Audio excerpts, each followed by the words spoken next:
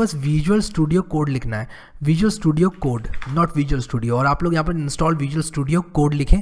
और ये एक फ्री ओपन सोर्स IDE है माइक्रोसॉफ्ट की तरफ से। मैं चाहूँगा सब लोग इसको डाउनलोड करें। और यहाँ पर आप लोग देख रहे हैं डाउनलोड फॉर विंडोज़ लिख कर आ रहा है, स्टेबल बिल्ड। मैं क्लिक करूँगा इस पर, और जैसे ही मैं इस पर क्लिक करूँगा ये डाउनलोड हो जाएगी। आपके इंटरनेट कनेक्शन के हिसाब से, मेरा इंटरनेट कनेक्शन बड़ी फास्ट है, तो यहाँ पर देखो ये बहुत जल्दी डाउनलोड हो गया 56 MB। और इसके बाद आप लोग शो इन फोल्डर पे क्लिक करें, और उसके बाद ये जो डाउनलोड हुआ है इस इंस्टॉलर को रन करें। इंस्टॉलर को जैसे ही मैं रन करता हूँ, ये मुझे कुछ लाइसेंस एग्रीमेंट दिखा रहा है, इसको जल्दी से हम लोग पढ़ लेंगे और आई एक्सेप्ट द एग्रीमेंट पे क्लिक करके नेक्स्ट करेंगे। उसके बाद यहाँ पर कुछ इंपॉर्टेंट बात, आप लोग add open with code to windows explorer file context menu पर चेक कर दें, और इस पर भी चेक कर दें, और यहाँ पर ऐड टू पाथ पे भी आप लोग जो है चेक कर दें। और जो मैंने चेक किया हुआ इन सबको चेक कर दें, और ये बहुत ज़्यादा इंपॉर्टेंट है। अगर आप लोग डेस्कटॉप पे आइकन बनाना चाहते हैं इसको भी चेक कर सकते हैं। इसके बाद आप लोग नेक्स्ट पे क्लिक करें और इंस्टॉल पे क्लिक कर दें। जैसे ही आप इंस्टॉल पे क्लिक करेंगे, आपका जो विजुअल स्टूडियो कोड है वो इंस्टॉल होना चालू हो जाएगा आपके कंप्यूटर के अंदर। और थोड़ा सा टाइम ये ज़रूर ले सकता है, लेकिन जैसे ही ये हो जाएगा ये हमको बता देगा, हम फिनिश कर देंगे उसके बाद, और हम VS कोड को इस्तेमाल कर पाएंगे। ये जितनी देर में हो रहा है, हम लोग क्या करेंगे, एक फ़ोल्डर में आएंगे अपने कंप्यूटर के अंदर। जैसे कि आप लोग देख रहे हैं, मैं यहाँ पर एक फ़ोल्डर में आ गया हूँ। ये हो भी गया है इंस्टॉल, तो इसको मैं यहाँ पर अभी लॉन्च नहीं करूँगा, सिर्फ फिनिश कर दूँगा। मैं यहाँ पर एक नया फ़ोल्डर बनाऊँगा, और मैं इस फोल्डर का नाम क्या रखने वाला हूँ, complete web development boot camp, क्योंकि यहाँ पर हम पूरा वेब डेवलपमेंट स्टार्टिंग से लेकर एंड तक सीखेंगे। मैं इस फोल्डर के अंदर आ चुका हूँ, ठीक है। राइट क्लिक करूँगा, और यहाँ पर आप देख रहे हो ओपन विद कोड लिख कर आ गया है। ओपन विद कोड आपका भी लिख कर आ रहा होगा। एक तो ये तरीका है इसको खोलने का, आप जैसे ही इस पर क्लिक करेंगे ये वाला फोल्डर जो है आपका विजुअल स्टूडियो कोड में खुल जाएगा। तो यहाँ पर आप लोग देख सकते हैं मेरा जो कंप्लीट वेब डेवलपमेंट वाला फोल्डर है ये मेरा विजुअल स्टूडियो कोड में खुल गया है। आप एक फोल्डर को विजुअल स्टूडियो कोड में खोल सकते हैं, या फिर आप सिर्फ फाइल को भी खोल सकते हैं। अगर आप विजुअल स्टूडियो कोड के साथ नए हैं तो मैं कहूँगा कि आप लोग बिल्कुल भी इसके बारे में चिंता ना करें, बस जैसे जैसे मैंने किया है वो आप करें। बाय एनी चांस अगर आपका ये नहीं काम करता है तो मैं चाहूँगा कि आप लोग यहाँ से विजुअल स्टूडियो कोड को रन कर लें। और विजुअल स्टूडियो कोड को आप जैसे ही रन करेंगे ये आपको यहाँ पर क्लिक करेंगे आप तो ऑप्शन देगा ओपन फोल्डर। ओपन फोल्डर पे क्लिक करें, और उसके बाद आप जो मन चाहे फोल्डर चाहें खोल सकते हैं। मैं इसको भी बंद कर दूंगा, मैंने ऑलरेडी एक फोल्डर यहाँ पर अपने विजुअल स्टूडियो कोड में खोल लिया है। आपका राइट क्लिक बिल्कुल चलेगा यहाँ पर, और ओपन विद कोड लिख कर आएगा। अगर नहीं आ रहा है तो आप लोग वापस से इंस्टॉल करें विजुअल स्टूडियो कोड। उसी के साथ साथ आप क्या करें कि अपने कंप्यूटर को रीस्टार्ट करें। ऐसा होना नहीं चाहिए, बट अगर आपका ओपन विद कोड नहीं आता है लिखकर, तब आप ऐसा कर सकते हैं। अब ये हमने कर लिया। हम लोग यहाँ पर अपनी वेबसाइट्स बना सकते हैं। एक वेबसाइट क्या है, एक बहुत ही सिंपल सी वेबसाइट क्या है, एक बहुत ही सिंपल सी वेबसाइट harry.html। अगर मैं ये लिख दूँ तो ये एक बहुत ही सिंपल सी वेबसाइट है। आप लोग यहाँ पर देख रहे हैं कि harry.html के बाद ये यहाँ पर इससे पहले ये लिख कर आ गया ब्रैकेट, यानी कि ये एक HTML फाइल है। उसी के साथ साथ एक CSS फाइल बनाने के लिए आपको एक बहुत ही सिंपल सी CSS फाइल है harry.css, और एक बहुत ही सिंपल सी जावास्क्रिप्ट साइट है harry.js। तो ये एक्सटेंशंस हैं और ये अलग अलग तरह की फाइल्स हैं। अभी CSS और JS में मैं नहीं जाऊंगा, सिर्फ HTML हम लोग स्टार्ट करेंगे, और जैसे जैसे टाइम आगे जाएगा हम लोग सब कुछ देखते जाएंगे। तो यहाँ पर हमने 3 तरह की फ़ाइल बनाई VS कोड की मदद से। अगर यही 3 फाइलें आपको एक फ़ोल्डर में बनानी होती नोटपैड की मदद से, तो ज़रा सोचो कि आप लोगों को कितनी प्रॉब्लम होती। आपको एक एक फ़ाइल बनाना पड़ता, और उसके बाद उसको नोटपैड से एडिट करना पड़ता, फिर आपको सिंटेक्स हाईलाइटिंग भी नहीं मिलती। जैसे कि मैं आप लोगों को दिखाता हूँ, जावास्क्रिप्ट में मैं यहाँ पर कंसोल लिखता हूँ तो ये देखो मुझे सजेस्ट कर रहा है, और .log लिखता हूँ तो ये इस तरह से सजेस्ट कर रहा है, मुझे बता रहा है कि किस तरह से मुझे इसके अंदर आर्ग्यूमेंट्स पास करना है। ये मैं भी आप लोगों को नहीं बताऊँगा ज़्यादा, मैं सिर्फ आप लोग को दिखा रहा था कि ये मुझे सजेस्ट करता है। इसीलिए हम नोटपैड यूज़ नहीं करते हैं। यूज़ कर सकते हो बट प्रेफर नहीं करते हैं हम नोटपैड यूज़ करना। हम यहाँ पर ये IDE या कोई सोर्स कोड एडिटर यूज़ करते हैं। अब यहाँ पर वेब ब्राउज़र की जहाँ तक बात आती है, मैं आप लोगों को क्रोम रेकमेंड करूँगा, और जो गूगल क्रोम है एक बहुत ही अच्छा ब्राउज़र है, बहुत ही। और यहाँ पर बहुत ही जल्दी आप लोगों को बताना चाहूँगा कुछ चीज़ें, क्योंकि मैं यहाँ पर इस कोर्स को एक कॉम्प्रिहेंसिव VS कोड का ट्यूटोरियल नहीं बनाना चाहता। मैं आपको कुछ थोड़ा सा बता देता हूँ VS कोड के बारे में। VS कोड आपने इंस्टॉल किया, आप जैसे ही एक्सक्लेमेशन मार्क लिखते हैं यहाँ पर एमिट एब्रीविएशन लिख के आता है। आप इस पर क्लिक करते हैं तो आपको एक बॉयलर प्लेट कोड मिल जाता है HTML का, जिसको आप आगे ले जा सकते हैं। इसको एडिट करके आप लोग अपनी वेबसाइट बना सकते हैं। जैसे कि मैं यहाँ पर टाइटल में हैरी लिख सकता हूँ, और मैं ये सब चीज़ें आप लोगों को एक्सप्लेन करूँगा। मैं बस आपको ये बताना चाहता था, जैसे जैसे आप टाइप करते हैं ये आपको सजेशन देते जाता है, एंटर मारते हैं तो ये ऑटो कंप्लीट कर देता है। और यहाँ पर एक गियर आइकन है जहाँ पर VS कोड की सारी सेटिंग्स हैं। अगर आप लोग इसको पहली बार देख रहे हैं तो बहुत ही डरावना सा लगता है, ऐसा लगता है कि कुछ मालूम ही नहीं है मैं कैसे यूज़ करूँगा। लेकिन मैं कहूँगा आदत डाल लीजिए इसको यूज़ करने की, क्योंकि अगर आप लोग पाइथन में भी प्रोग्रामिंग करोगे आगे जाकर, या फिर मान लो कोई और प्रोग्रामिंग लैंग्वेज में प्रोग्रामिंग करोगे, तो ये जो विजुअल स्टूडियो कोड है ये आपके बहुत ज़्यादा काम आने वाला है। तो यहाँ पर 1 2 3 4 5 बटन्स के बारे में आपको बता देता हूँ। इनमें से अभी के लिए सिर्फ एक्सप्लोरर पे आप लोग फोकस करो।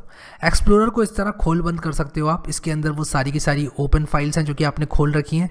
यहाँ पर आपका पूरा फोल्डर दिखता है, इसको बंद या खोल कर सकते हैं। अगर आपने कोई फोल्डर बनाना है तो यहाँ क्लिक करें, कोई फाइल बनानी है तो यहाँ क्लिक करें, न्यू फाइल न्यू फोल्डर। और ये रिफ्रेश का बटन है कि अगर आपने यहाँ पर कोई फाइल बना दी, यहाँ पर कोई फाइल बना दी और उसके बाद आपकी यहाँ दिखाई नहीं दे रही है तो आप रिफ़्रेश कर सकते हैं, तो ये यहाँ पर दिखाई देने लग जाएगी।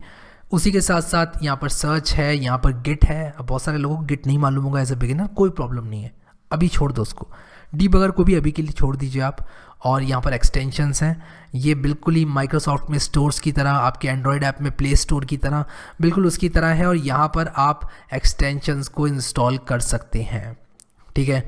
तो यहाँ पर हम एक बहुत ही धमाकेदार एक्सटेंशन इंस्टॉल करने वाले हैं जिसका नाम है लाइव सर्वर। तो जैसे आप लोग यहाँ पर लाइव सर्वर लिखेंगे, मेक श्योर कि आप लोग इंटरनेट से कनेक्टेड हैं। तो मेरी ऑलरेडी यहाँ पर इंस्टॉल्ड है, लेकिन आप लोग को इंस्टॉल पे क्लिक करना है लाइव सर्वर लिखते ही। और जैसे ही आप इंस्टॉल पे क्लिक करेंगे आपकी ये जो लाइव सर्वर है वो इंस्टॉल हो जाएगी। तो मैं अभी अनइंस्टॉल करके वापस से इंस्टॉल कर सकता हूँ इसको। मैं अगर इसको अभी अनइंस्टॉल करके रीलोड करूँ और उसके बाद यहाँ पर मैं लिखूँ लाइव सर्वर, तो यहाँ पर मेरा फिर ऑप्शन देगा इंस्टॉल करने का, इस पर क्लिक करने का। और इस पर क्लिक करने के बाद दैट्स अबाउट इट, इतना ही करना है बस आपको। और जैसे आप ये करेंगे आपको यहाँ पर गो लाइव का बटन दिखाई देगा। रिलोड कर लेना अपने VS कोड को अगर नहीं दिखाई दे तो, यानी कि बंद करके खोल लेना वापस से। बट जैसे आप इस गो लाइव पे क्लिक करते हैं तो यहाँ पर गो लाइव पे आप जैसे ही क्लिक करेंगे, मैंने क्लिक किया गो लाइव पर, ये देखो ये हैरी टाइटल का एक पेज खुल गया यहाँ पर। और बॉडी के अंदर अगर मैं यहाँ पर कुछ ऐसे लिख देता हूँ, इसको हटा देता हूँ, हैरी, और हैरी नहीं यार हेलो वर्ड लिखते हैं, हेलो वर्ड मैंने यहाँ पर लिखा तो देखो यहाँ पर हेलो वर्ड लिख कर आ गया बिना इसको रिलोड किए। यही लाइव सर्वर का काम है, आपको रिलोड करने की ज़रूरत नहीं है।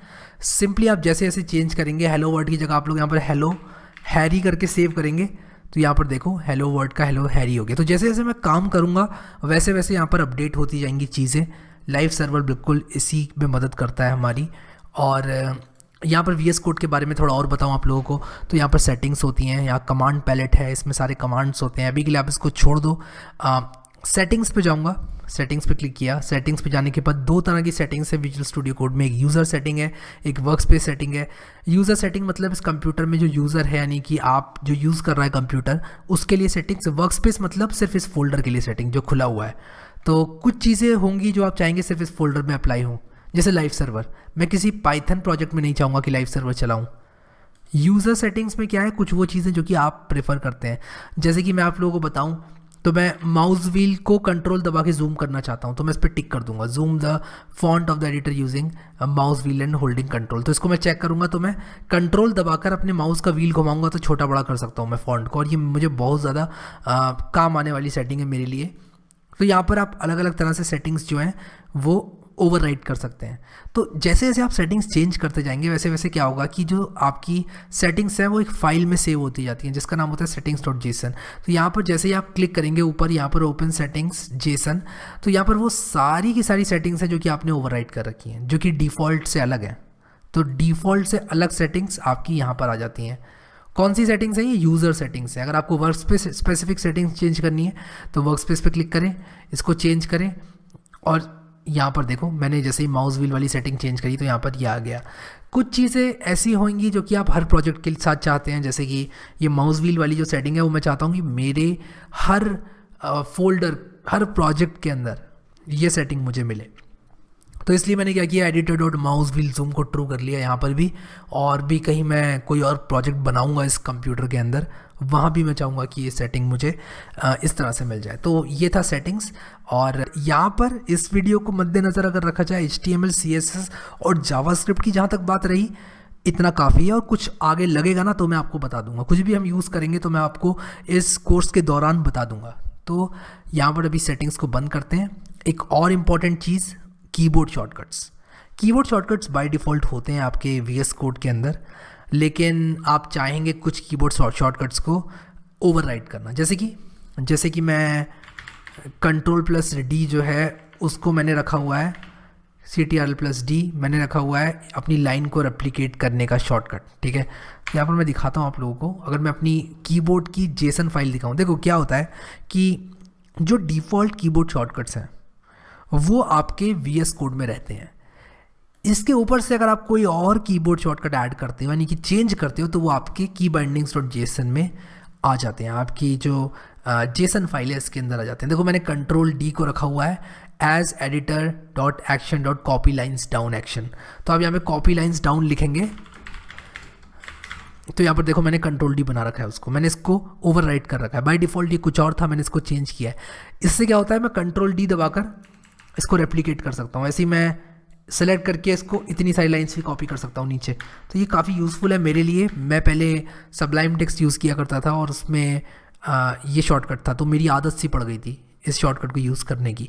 ऐसे बहुत सारे शॉर्टकट्स होंगे दूसरे IDEs के जिनकी आपको आदत पड़ी हुई होगी। ऐसा हो नहीं सकता। अगर आप एक प्रोग्रामर हैं, थोड़ा सा भी अगर आप लोग प्रोग्रामिंग में इंटरेस्ट रखते हैं, तो कोई ना कोई ऐसा शॉर्टकट होगा जो कि आप दूसरी IDE से लाना चाहेंगे।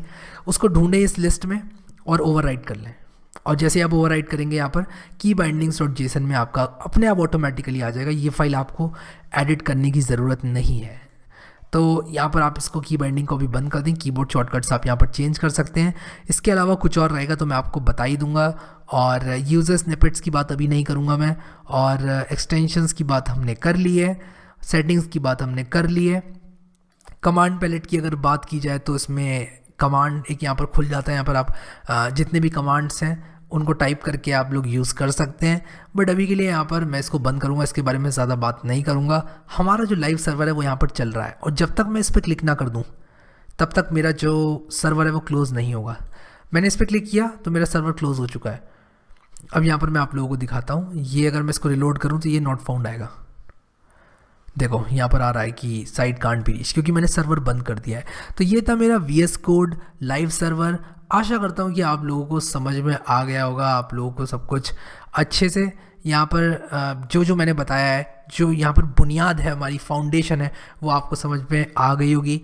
लिनक्स और मैक यूज़र्स के लिए एक बात बोलना चाहूँगा, बिल्कुल भी ऐसा मत समझना कि मैं आप लोगों को यहाँ पर एक एक बात बता रहा हूँ। मुझे मालूम है कि मैं आपको सॉफ्टवेयर इंस्टॉलेशन नहीं सिखाऊंगा, वो आपको ऑलरेडी आता है। बट लिनक्स और मैक यूज़र्स भी बिल्कुल घबराए ना ये देखकर कि मैं विंडो यूज़ कर रहा हूँ तो आप लोग ये ट्यूटोरियल फॉलो नहीं कर सकते। विंडो एक सिर्फ ऑपरेटिंग सिस्टम है, तो मैं विंडोज़ यूज़ कर रहा हूँ तो इसका मतलब ये नहीं है कि आप लोग फॉलो नहीं कर सकते। एकदम बाकी सब चीज़ें सेम रहने वाली हैं। जहाँ तक हमारा VS कोड कंसर्न है या फिर जहाँ पर हमारे कीबोर्ड शॉर्टकट्स हैं, मैक और लिनक्स में एकदम पैरेलली चलेगा, एकदम स्मूथली आप इस ट्यूटोरियल को फॉलो कर सकते हैं। शॉर्टकट्स मैंने आप लोग को बता दिया ऑलरेडी। जो शॉर्टकट्स आप अपनी ज़िंदगी में यूज़ करते आ रहे हैं, जिनकी आपको आदत डली हुई है, वो यूज़ करें। एक मेरा मानना है कि अगर आपको 2 हाथ लगाने पड़ते हैं किसी शॉर्टकट को दबाने के लिए, तो मुझे नहीं लगता वो शॉर्टकट है। मेरे हिसाब से जो कॉमन शॉर्टकट्स हैं वो आपके एक हाथ से दब जाने चाहिए, जैसे कि Ctrl+D, Ctrl एस्केप और भी बहुत सारे Ctrl+C, Ctrl+V, ये सब चीज़ें जो होती हैं तो मैं सेम ही रखता हूँ कॉपी पेस्ट के लिए। बट आप लोग कुछ भी चाहें ओवरराइट कर सकते हैं यहाँ पर और VS कोड की पावर का फ़ायदा उठा सकते हैं। एक बात इस वीडियो को ख़त्म करने से पहले, टर्मिनल। जैसे ही आप यहाँ पर न्यू टर्मिनल पे क्लिक करते हैं तो आपका यहाँ पर एक इंटीग्रेटेड टर्मिनल खुल जाता है और मैंने अपना जो टर्मिनल है वो गिट बैश सेट कर रखा है। तो यहाँ पर आप क्लिक करके सेलेक्ट डिफ़ॉल्ट शेल करके यहाँ पर अपना डिफ़ॉल्ट टर्मिनल सेट कर सकते हैं। अगर आप लोग कमांड प्रॉम्प्ट चाहते हैं तो कमांड प्रॉम्प्ट कर सकते हैं, पावर शेल चाहते हैं पावर शेल कर सकते हैं। बाय डिफ़ॉल्ट आपका पावर शेल होने वाला है तो मैंने भी वही सेलेक्ट कर लिया है अभी के लिए। तो अब मैं अगर यहाँ पर अपना टर्मिनल खोलूँगा तो मुझे यहाँ पर विंडोज़ पावर शेल खुल के आएगा। और ये आपकी ज़िंदगी को आसान बनाने के लिए कि आपको एक टर्मिनल अलग से नहीं खोलना है, आपका टर्मिनल यहीं पर है। अगर आप लोग को नहीं मालूम टर्मिनल क्या होता है और टर्मिनल हमको इस कोर्स में क्यों चाहिए, तो बिल्कुल भी घबराएं ना, मैं सब कुछ आप लोगों को इस वीडियो में बताऊँगा। बस आप कुछ इतना समझ लो कि यहाँ पर जो टर्मिनल है वो हमें रखना है और बाकी सब कुछ आप लोग सेम रखो। कोई भी सेटिंग अगर चेंज करनी होगी तो वो मैं आपको बता दूंगा।